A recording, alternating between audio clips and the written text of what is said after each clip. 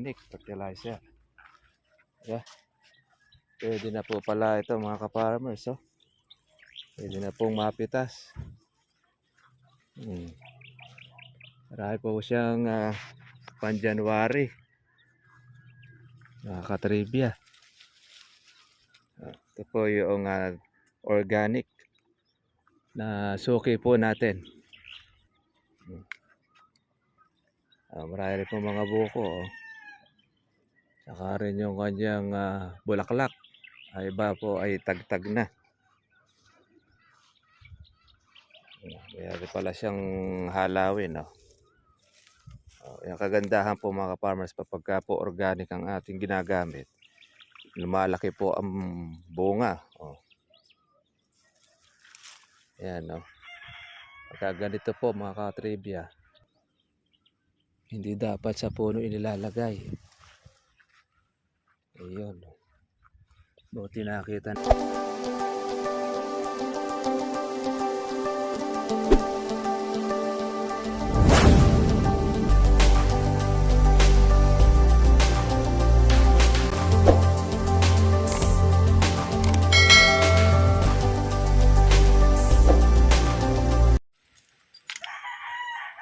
Po mga ka-farmers po at parating na po tayo ulit dito sa Barangay Salu, Porac, Pampanga para po maghatid po ng ating pataba para sa ating kalamansi ng ating ka-farmers dito sa kanyang area.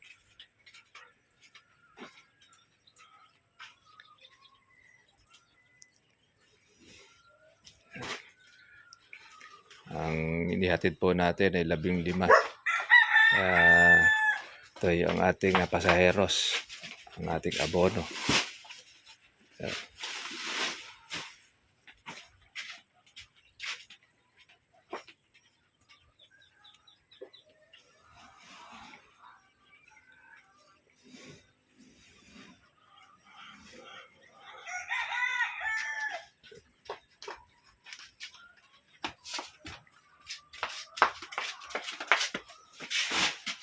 Meron pa tayo sa dala ko na sa unahan.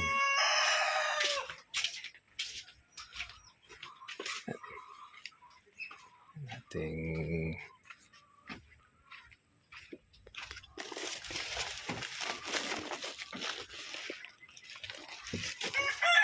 nakalak.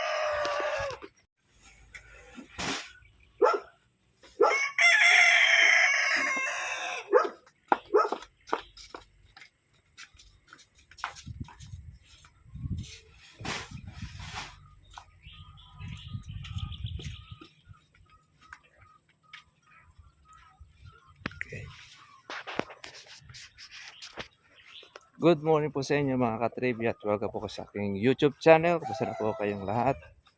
At tingnan po natin po yung kalamansi ng ating subscriber na ating ginagamitan ng organic fertilizer. Yeah. Pwede na po pala ito mga ka-farmers. Oh. Pwede na pong mapitas. Marami po siyang pan-January. Nakatrivia. Ito po yung organic na suki po natin. Marami po mga buko. Oh. Saka rin yung kanyang bulaklak. Ay iba po ay tagtag na. Mayroon pala siyang halawin. Oh.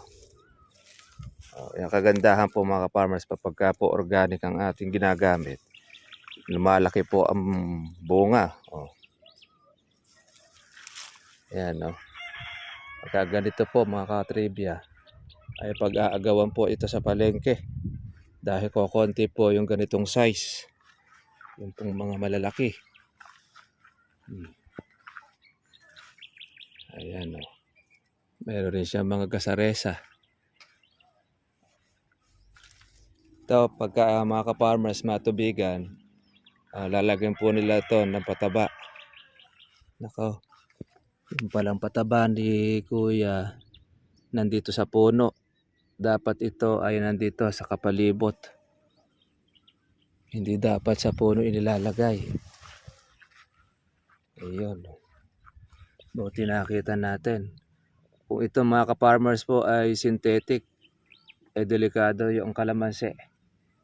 Dapat dito yan. Hindi sa mismong pinakapuno na ilalagay. Kaya hindi pa niya nakakain pa ng husto. At ikalat. Buti nakita natin. Yan, di pa alam po noong ating mga kasama paglalagay. Ayun no, mga nasa puno pala yung pataba, yung organic. Dapat mga katrepye, dito yan. Kalat na po kasi mga farmers pong ugat itong ating kalamansi. Lagay ko ito namuti sa bulaklak. Mga tagtag na.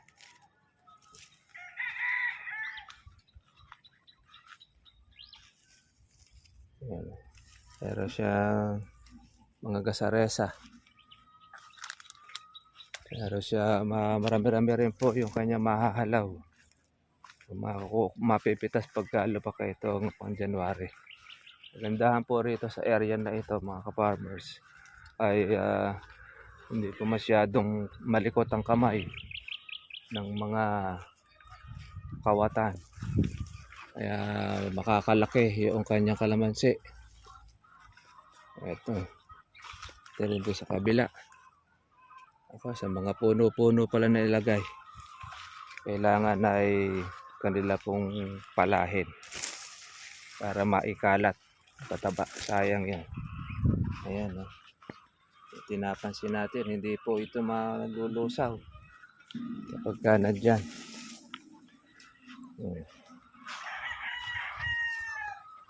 Huwag na po natin, payuhan natin yung kanyang mga tauhan. Alam nila uli ang kanilang gagawin.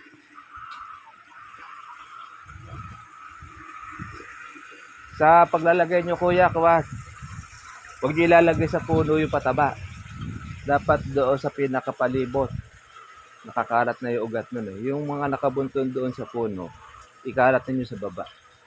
Hindi siya kakain ng pataba pagka doon mismo sa puno. Ang ugat niya, nandun na, kapaikot na yon.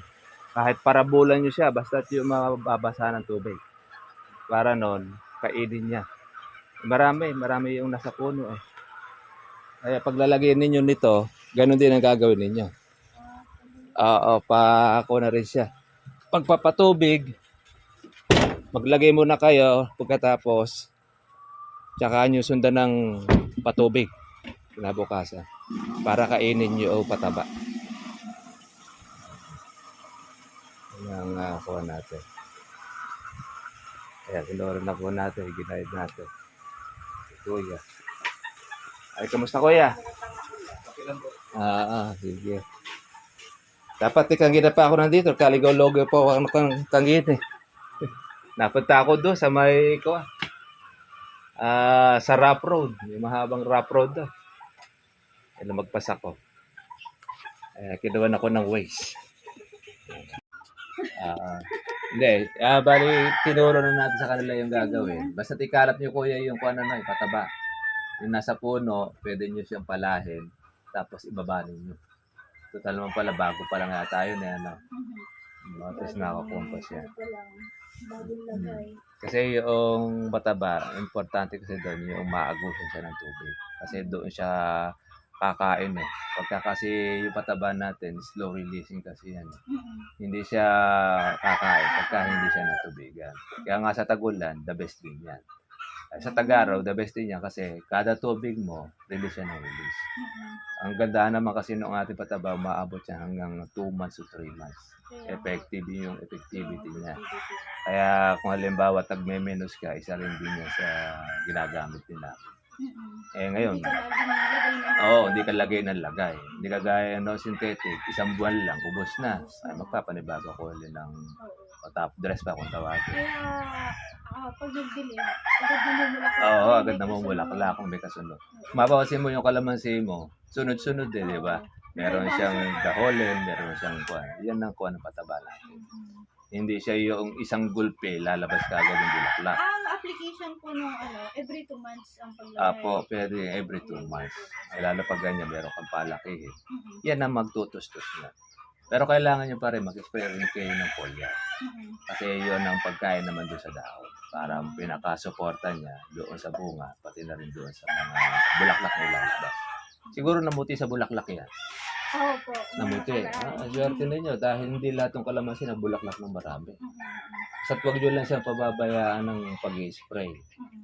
Kasi pag halimbawa, yan, mamimiss kayo ng spray dyan, ay makikita ninyo marami ng mga sasalaki ng mga insekto.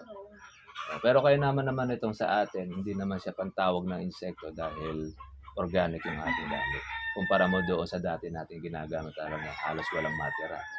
Pero yan, iba pa rin yung talagang yung meron tayong prevention para nun, continuous ang kuha ng buo ng buo. Lahat ako naman okay naman yung mga bukol. Hindi katulad nung nakaraan. Oo, nung nakaraan lahat. Pupildong May tusok. May tusok. Ay kung nagmahal ang presyo ng kalamansi, yung mga nalaglag na yun, nangihinayang ka. Kaya tinan ninyo, ngayon, binabawi natin yung ginastos. Bali, ano po yung yung pampakapit po dun sa bunga? Yun na dun lang. Yun na rin yung pagkapit niya. Meron tayo mga yung grow more na mga foliar, pwede yun. Magkuhan kayo doon sa mga agri-supply. Meron naman tayo mga kuhan na agri-supply. Para nun, at least nun. Continuous, halimbawa, nag-spray kayo, pwede nyo nang ihalo. Pwede naman yan twice a month. Magkakamix na yung mga... magkakamix na yun. Quincenas na lang. No, quincenas. So, halimbawa, 2 beses ninyong spray yung foliar, susunod nun, tagal na ulit. Para nun, at least, continuous yung verde ng dahon. Buti nga ngayon, wala ngayon yung yung dapura. Oo, yung O yung maitim. po. Sabi ko ba, wala na ako yung dapura.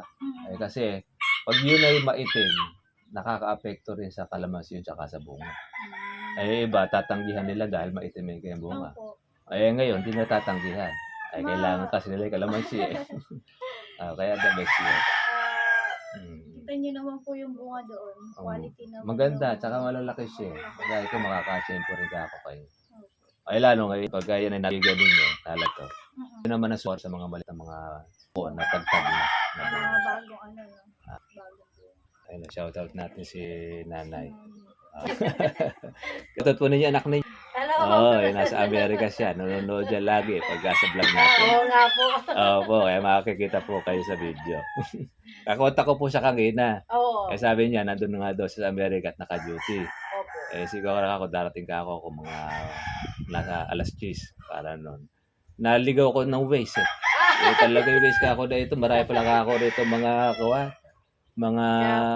daan na papunta rito. Kaya susunod ako dito na tayo dadaan sa kabila. Okay po mga ka-trivia, yun po, nakapasyal po tayo dito para po makamista na rin po yung kalamansi tsaka yung monitor po natin yung kanila pong abono yung organic.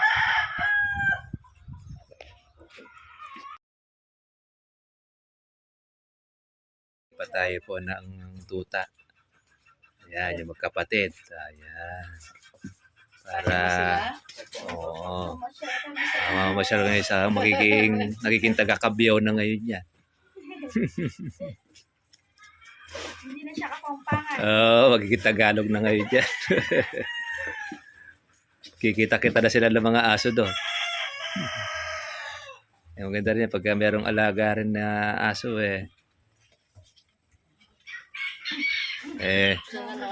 para dire-diretso maikuha sa kalamansi makibantay natin.